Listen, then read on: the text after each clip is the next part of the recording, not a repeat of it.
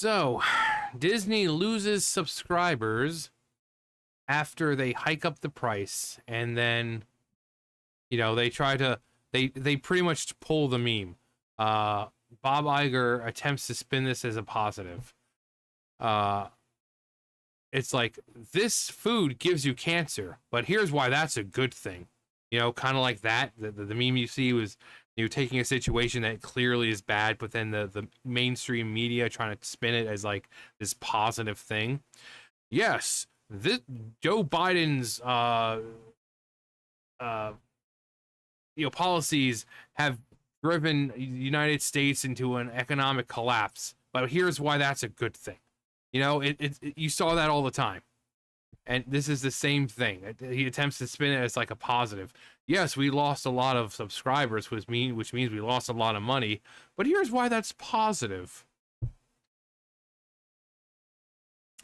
Disney Plus just suffered a major decline, shedding 700,000 subscribers in the first quarter of 2025.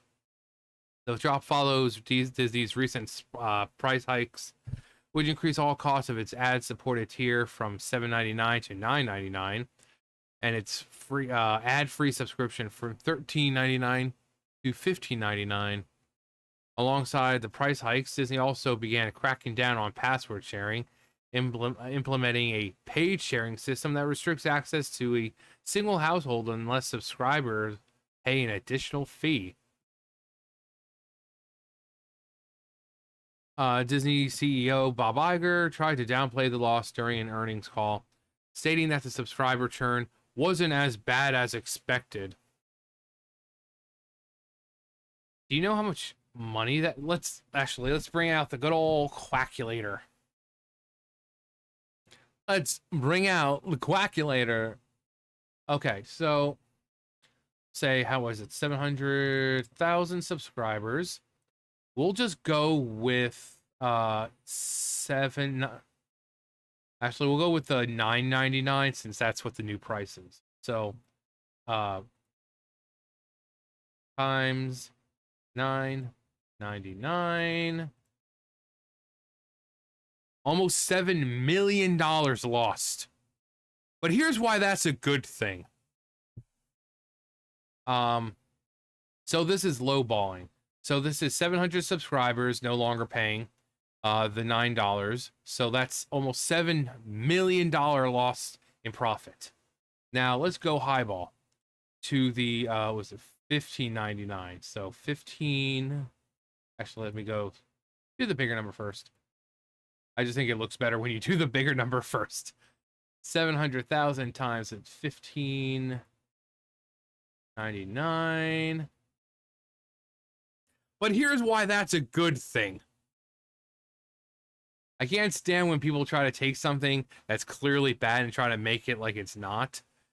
You lost almost, not close to, but you lost $11 million, assuming everyone's paying for the most expensive.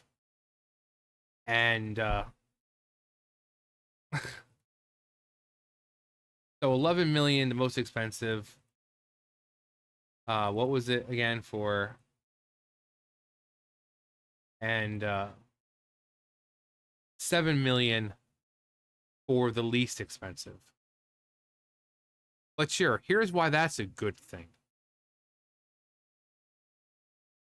Was about as expected. He argued that the price hikes were necessary to push Disney Plus toward profitability. You want to know why it's not profitable? Because you keep pushing out crap. If you don't push out crap, then people will pay for it. But Disney, just whether it be Marvel or Star Wars or whatever, they're pushing out crap and no one wants to watch it. Therefore, if you know that there's nothing good on there for you to watch, you're not going to subscribe to it. It's like, I'm not like Netflix or Hulu, or if there's nothing on there that you like, you're not going to just subscribe to it to subscribe to it. And toward profitability, and frame the drop as a natural part of their strategy. However, with another subscriber decline already anticipated for quarter 2 of 2025, Iger's comments come across as little more than damage control. Well, yes, I had to shoot my mother between the eyes, but here's why that's a good thing. Disney Plus original content is losing the streaming war. At its launch, Disney Plus positioned itself as God, as the home for higher quality franchise content. With exclusive Marvel, Star Wars, and Pixar projects, it was supposed to be the to-go streaming service for fans of blockbuster entertainment. That hasn't panned out. Take The Acolyte, for example. Disney Plus hyped it as a major Star Wars series, yet it failed to make an impact. Despite accumulating 2.7 billion minutes of viewership, The Acolyte didn't even break into the top 10 most streamed originals of 2024. It didn't even come close. Yeah, the highest one was like 7 point something billion. It's not even close. Does it actually say it in here? No. Hang on. Okay, so here's from another article. This was the top 10. So you can see down here, number 10, Love is Blind, 38 billion minutes watched. Not even close. Not even close with its paltry 2 million. Not even enough to get on a top 10. It probably wouldn't even be on a top 15 or top 20.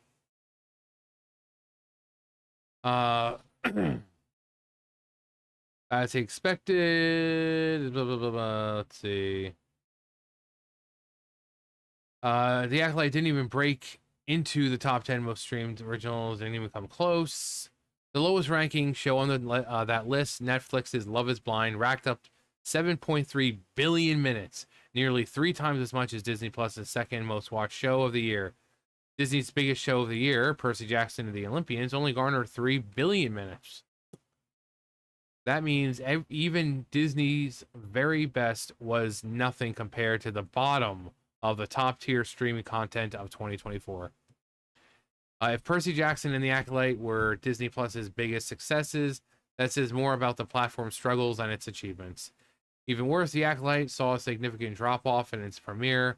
By the season finale, engagement had collapsed, making it the least watched episode of the series. It's not just Star Wars. Marvel is in just as much trouble, if not more. Agatha All Along and Echo, 2 of Disney Plus's most high-profile releases, delivered underwhelming numbers. Agatha barely crossed 2.2 billion minutes viewed, and Echo lagged even further behind at 1.5 billion. Even Secret Invasion, one of the most widely panned Marvel projects in recent memory, managed to outperform them. For a company that once dominated pop culture, Disney is failing to create shows that commanded. Yeah, I've said this before. Disney used to be innovation, they used to be imagination, and they used to be inspiration. They're none of that now. They're just this hollow, broken company that no one recognizes anymore because the love and the passion just isn't there anymore. Now they focus on soulless remakes and pushing stuff out like these streaming service exclusive shows with that push political agendas and this and that, and people are tired of it. People are tired of Disney that was once the pinnacle of entertainment, and to see how far they've fallen because they decided to throw their hat in with the whole politics BS and creating just one flop after another, ruining IPs, Marvel, Star Wars. People are just tired of it.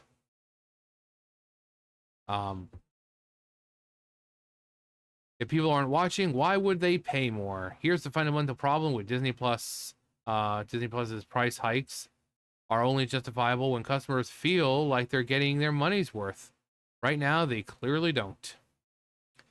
The logic of raising subscription costs assumes demand is strong enough to justify it. Yeah. But the numbers tell a different story. If Star Wars and Marvel, the pillars of Disney Plus's original content, are failing to sustain audience engagement, What reason do subscribers have to stick around?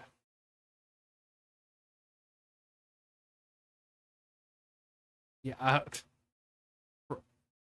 there's Cletus the Fetus. And yet, there he is, still the one delivering the bad news. His legacy will be the guy that made $1 million company out of $1 trillion one. Iger's legacy will be deliberately defined. Bunny with the keyboard, you never disappoint. Yeah. If you're producing crap and people don't like that crap, they're not going to pay a few extra dollars to use your service. It's just, it doesn't work like that. You know, if people weren't paying already, if people were already tired of your crap before and weren't paying, raising the price they're not like, oh my god, they raised the prices, I'm coming back now. No, it's be like, okay, more reason not to come back. I already wasn't, but now you're giving me more of a reason not to. Congrats, Disney. So I don't know who this is going to affect. You know, who they think it's going to affect more is going to affect them. Because you just saw the numbers, 700K, the lowest, about $7 million lost, the highest, $12 million lost. So we're not the ones who are going to suffer here. But if you want to keep hiking prices, I mean, that's your choice. That's your prerogative. You can do whatever you want. It's your business and whatever. But just don't be surprised when you start losing money and no one's using the streaming service. I'm just saying. You're free to do whatever you're a company, you're a private company, or whatever. You can do whatever the hell you want. You can raise prices so they're like $100 if you want. But don't expect people to pay for it. But then when everything goes south, don't sit there with shocked Pikachu face and, oh my god, how did this happen? You know how it happened. You know exactly how it happened. But anyway, that's going to do it for me. You guys know the drill. I'll see you guys later. Bye, guys.